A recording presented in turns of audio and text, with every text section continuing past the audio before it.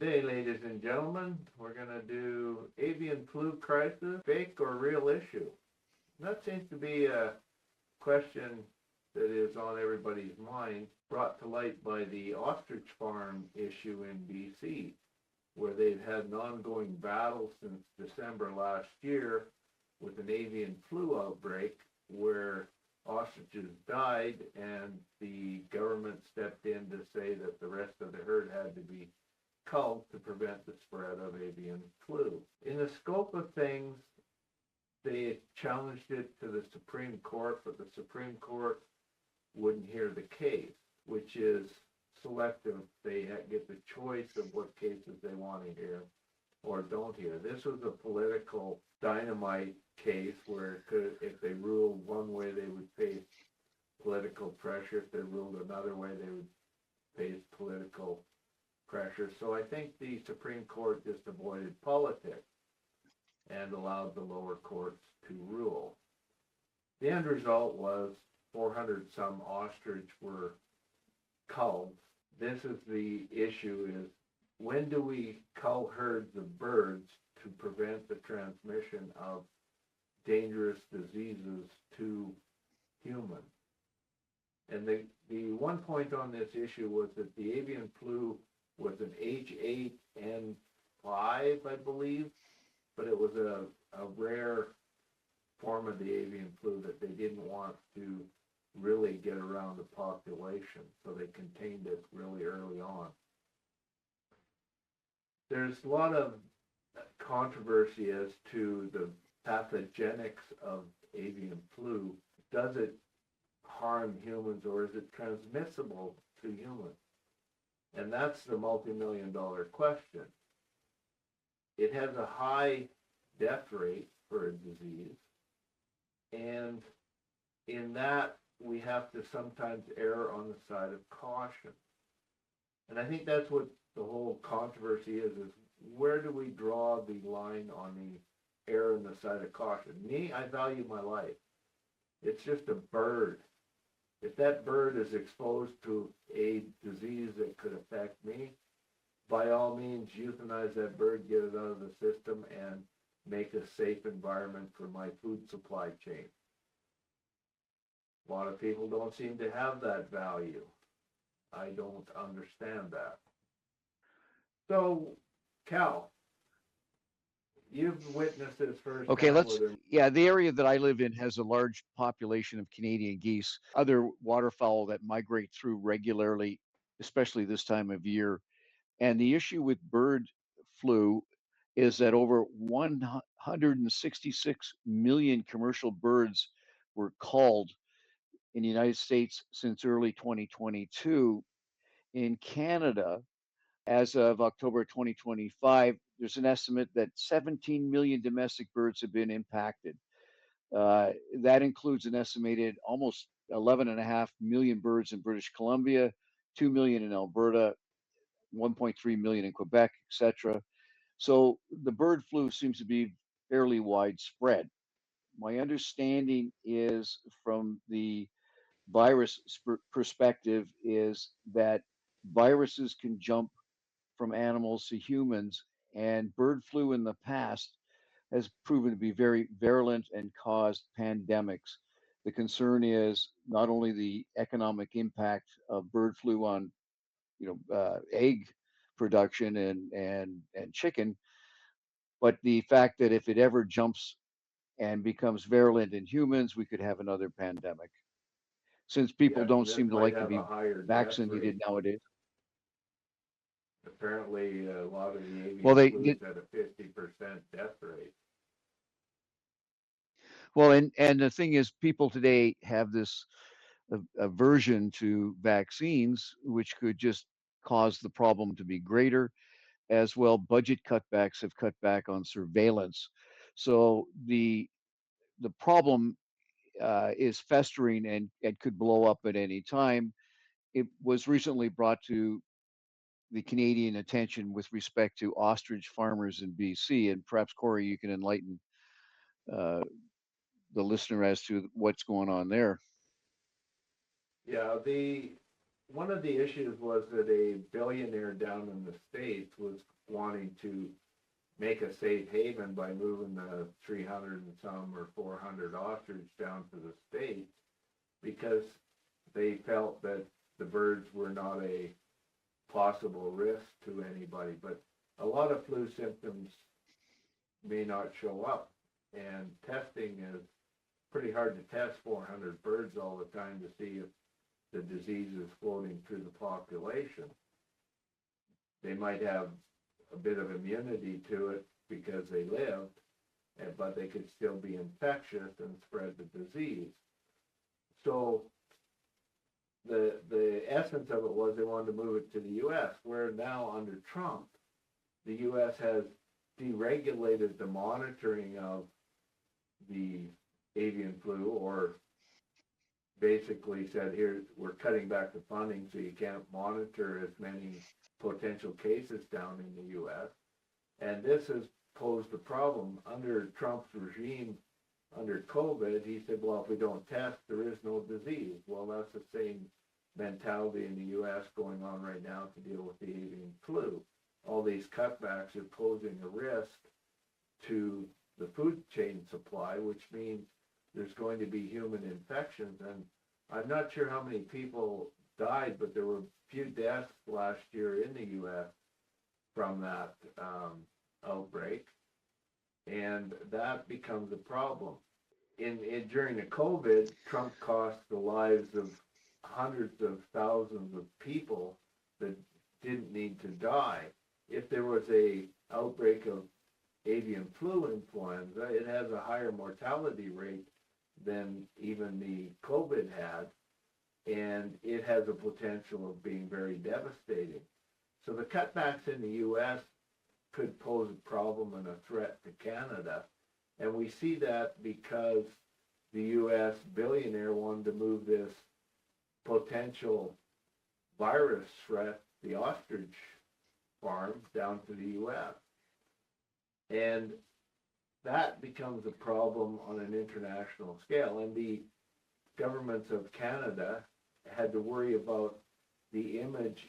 Had a link been made to the ostriches of spread down in the States, it could have exasperated our tariff war with the U.S. because Trump would have blamed Canada for having introduced the variant down into the States, and we could have been hammered again with tariffs by Trump because he's unpredictable, even though he's being negligent on safety of people. We have to look at it like we have to look after ourselves. And the outside influence in this case shows that the politics from the U.S. hit our politics here in Canada just in this ostrich farm issue, and it risked people's lives had there been an outbreak spread from that farm to the greater population or human transmission. And this is, folks, outside foreign influence. And what better way to destabilize a country to pick on hot topics like bird flu and inhumane culling of a ostrich farm. So we have to be careful that this isn't a political motivated attempt to undermine the foundations of our government and rules of law.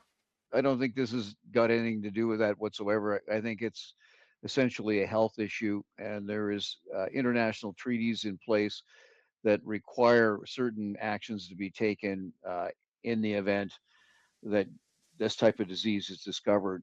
So the Canada's a signatory to the World Health Organization of Animal Health, the WOAH, which requires certain actions to be taken in the event that this type of virus is detected. It's beyond the control of any conspiracy with Trump Well, taking no, Canada. hear me out. You know, I mean, the U.S. Trump has made it so that they can't test for outbreaks in the U.S. as easily. He's cut back funding, he's cut back everything, and it doesn't make sense that an American would step in, a billionaire would step in to try to move the herd to the U.S. So there is some political oversight in that this guy must be connected to Trump to be able to move it across into the U.S. anyway. So there is some issues as to the reporting. Trump doesn't want reporting of avian flu influenza so that the flocks of birds don't have to be culled in the U.S. or in Canada. So you have to look at it. Why would he, in a time of an outbreak, cut the funding? Well, he wants the outbreak to continue, but he wants it out of sight, out of mind, and he's not going to comply with international law and reporting cases. He doesn't feel that this influenza is a threat to the health of people. And if the birds are infected more than they were last year, the price of eggs in the U.S. are going to go right through the roof. And he's been bragging how they've come down since the outbreak last year under Biden. And that's because the chicken flocks have increased and are producing more eggs. So the demand is being met and lowering the prices. But the problem when you start having a lunatic running policies in the U.S. over avian flu is migratory birds. Now, these migratory birds are a big issue because they tend to spread more of the disease during the time of migration. Right now, south of Calgary, there's a whole flock of Canadian geese that are looking sick on the water, and they figure they've got avian flu, and most of them will die. And they suspect that a lot of the coyotes and foxes and other predatory animals will start eating these carcasses, and they themselves will get avian flu and spread it. So it becomes a major concern. And when you've got a country to the south of us where all our waterfowl go in the winter and birds, we have a problem if they're not going to monitor the influenza and try to mitigate the risks. And they will bring back more exposure to our neighborhood in the spring migration, and that could pose a big problem for us here in Canada. So we have to look at getting ahead of some of this stuff in a timely manner and bringing to bear political pressure that the U.S. start monitoring this avian flu and making resources available for the proper monitoring of the avian flu outbreak in the U.S. There's major concerns in the U.S. right now by all poultry producers and government agencies monitoring it. And one of the things that you have to think about, though, from the last time around is when COVID hit, Trump said that he fired the entire pandemic response team and eliminated their positions. He said the coronavirus stuff was a hoax. He said the flu was worse. He said that if symptoms were mild and you can still go to work. So it's not surprising that when he's here again, that he's gotten rid of people at the Food and Drug Administration. He's gotten rid of the people who actually keep track of the statistics, because in his mind, if you don't count it, it didn't happen. And of course, he's trying to reserve as much money as possible for the billionaires because he's given them a huge tax break and has no income. So in the event that avian flu breaks out in a pandemic and starts killing people, we're going to go through the whole episode again that went through with COVID. It's horrible. And the fact of the matter is, the only way to eradicate this type of virus is to eradicate the source. It's impossible. The geese fly all the way from the Arctic down to South America, to Central America, mainly to eastern seaboard U.S. on the fly route that is in central Canada here. You can't control that. The birds are moving, and so if it affects 15 million domestic birds, it's an economic disaster for the people who are in that business. I can understand. I can understand that. One interesting thing that our viewers might be interested in is down in the States under Biden, he set up a program to monitor cattle, the milk production for H1N1 and avian flu, H5N1. So the cows are expelling it in their milk at such high levels including animals that may have few or no symptoms. She says there's so much virus in the environment, these cows are bombarded with, and of course they're going to become infected.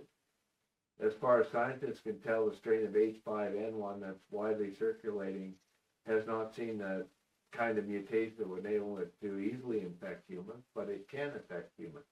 This Dalwaz says the conditions on farms with infected cattle are clearly a risk to workers who are essentially breathing the H5N1 particles that are aerosol and remain infectious. And what this means, people, is that when you're exposed to a virus, the virus can mutate, and a certain percentage of them may mutate enough to infect you. And once that species barrier has been broken, that's a viral virus that now is infecting humans, and it can be very deadly and spread really fast because it's an aerosol and very infectious. So that's sort of what I was trying to explain, is that they even monitor the milk in the U.S. for the virus because they're afraid that that live virus in the milk can be transmitted. And the U.S. has different regulations than Canada for homogenizing milk. Sometimes I think they're allowed to even drink raw milk in the U.S. in different states, where in Canada it's pasteurized to kill viruses and bacteria.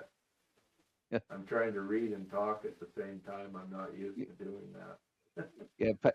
Yeah, but in any event, the destruction of an entire flock of ostriches is unfortunate, and it's of course devastating to the people who have spent 35 years of their life developing that business.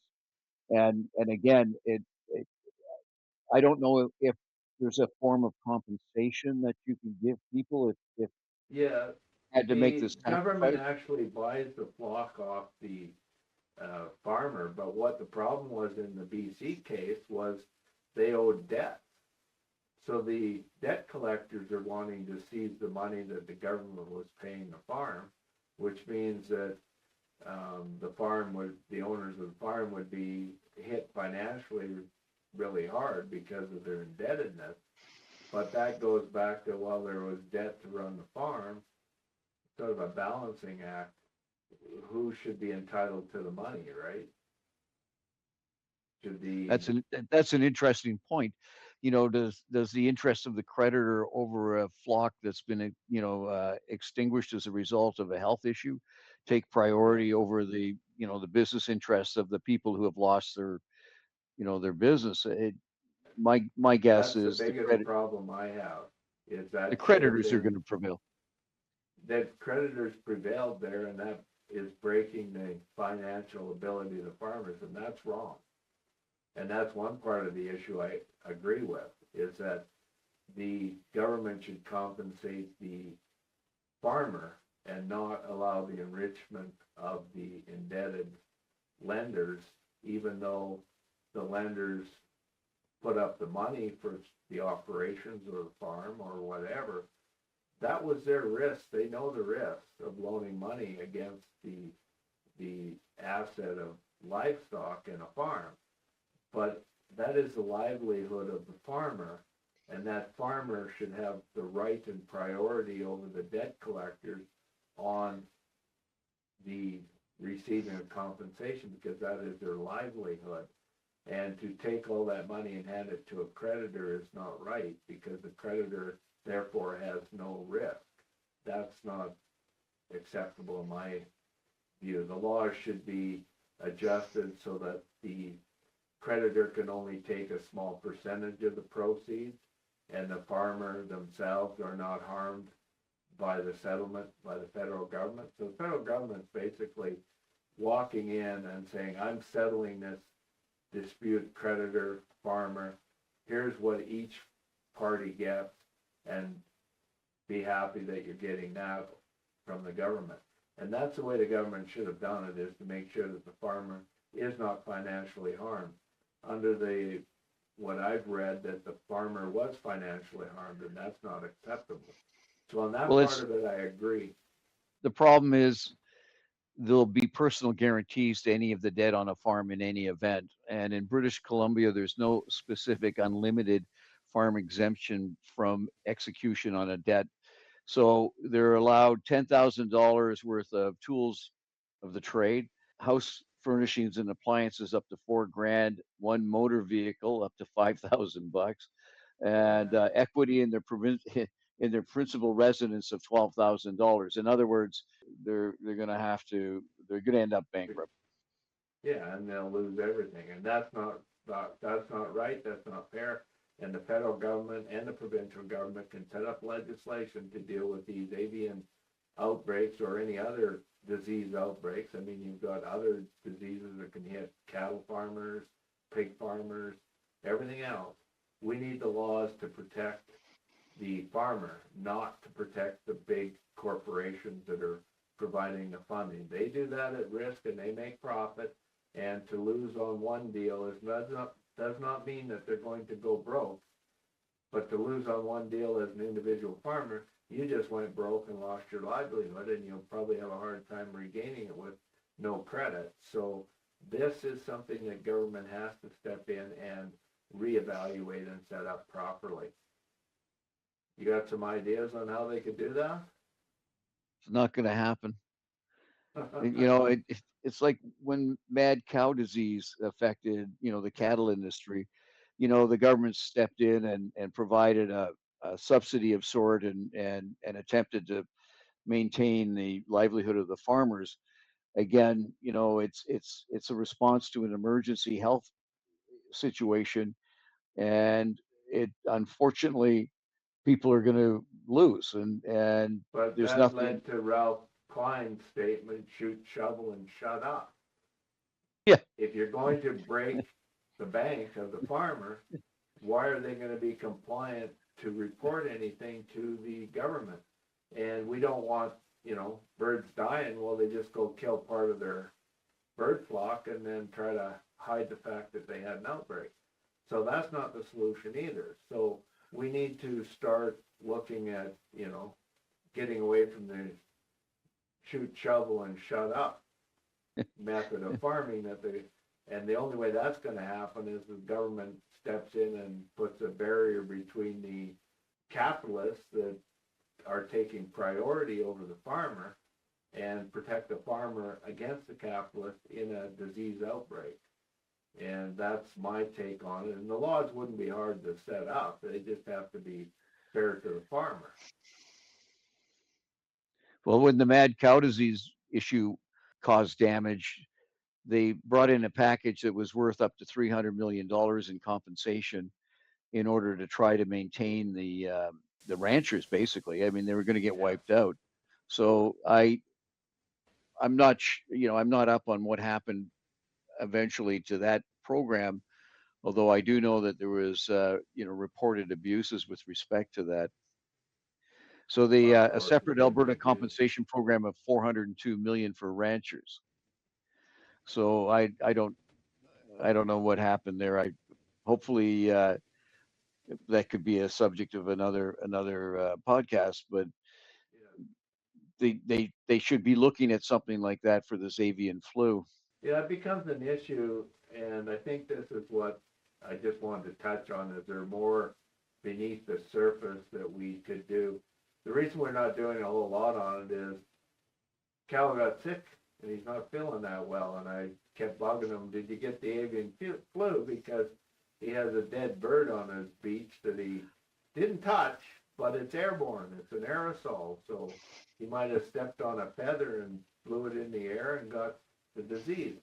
And what happens, folks, is we don't know of human transmission because if it's a mild infection, very few people go to get tested. And that becomes, we could have lots of human infections, but it's mild and we don't get tested. So we don't really know how many people are getting infected by avian flu.